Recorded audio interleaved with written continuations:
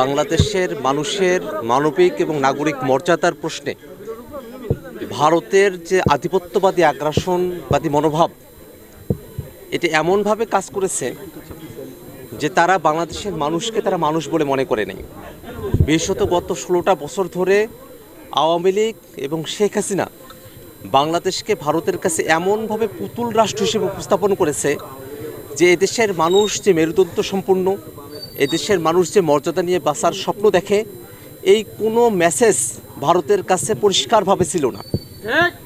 যখন পরিবর্তিত প্রেক্ষাপটে বাংলাদেশের মানুষ তাদের হারানো মর্যাদাকে পুনরুদ্ধারের লড়াইয়ে লিপ্ত হয়েছে, তখন আমরা দেখি যে সীমান্তে আবারও বাংলাদেশের মানুষকে জোর করে ধরে নিয়ে যায় বিএসএফ, এবং ধরে নিয়ে যাওয়ার পরে বিভিন্ন জায়গাগুলোতে আমরা দেখেছি যে নানা ধরনের বাংলাদেশের উপরে আধিপত্যবাদী আগ্রাসনবাদী তারা ভূমিকাগুলো নিচ্ছে। সে জায়গায় বাংলাদেশের মানুষেরাও, বাংলাদেশের বর্ডার গার্ডের যারা আছেন তারাও সাহসী ভূমিকা নিচ্ছেন। এটা বাংলাদেশের সামগ্রিকভাবে যে উল্লম্ফন ঘটেছে 24-এর আন্দোলনের মধ্য দিয়ে, তার একটা বহিঃপ্রকাশ হিসেবে আমরা দেখি। ঠিক, আমরা মনে করি প্রতিবেশী দেশগুলোর মধ্যে নানা ধরনের পারস্পরিক সম্পর্কের জায়গা রয়েছে, কিন্তু এই সম্পর্কের জায়গাকে যেন একপেশে করে না ফেলা হয়। কোনোভাবেই বাংলাদেশ এবং ভারতের সম্পর্ক প্রভাবিতের সম্পর্ক হতে পারে না।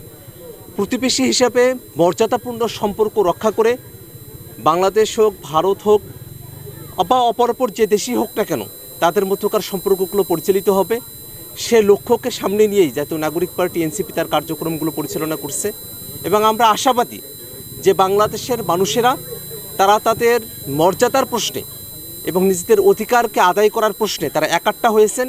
এবং কোথাও যদি কোনো ধরনের সীমান্তবর্তী এলাকাগুলোতে অন্যায়ের মতো ঘটনাগুলো ঘটে থাকে, সেখানে জনতার পক্ষ থেকে বর্ডার গার্ডের পাশাপাশি যে ভূমিকা আমরা দেখেছি সাধারণ জনগণের, সেটাকে আমরা সাধুবাদ জানাই। তবে আমরা অবশ্যই চাইব যেন বাংলাদেশ এবং ভারতের জনতাকে সীমান্তবর্তী জায়গার সমস্যাগুলোতে ইনভলভ হতে না হয়। ভারত সরকার বাংলাদেশের মধ্যে এমন আচরণই করবে, এবং যাতে করে বাংলাদেশের মানুষের প্রতি যে নেতিবাচক বা নিচু দৃষ্টিভঙ্গি, সেই দৃষ্টিভঙ্গি থেকে তারা বেরিয়ে আসবে এবং বাংলাদেশের প্রতি তারা মর্যাদাপূর্ণ সম্পর্ককে প্রাধান্য দিবে। বিগত সময়ে দেখেছি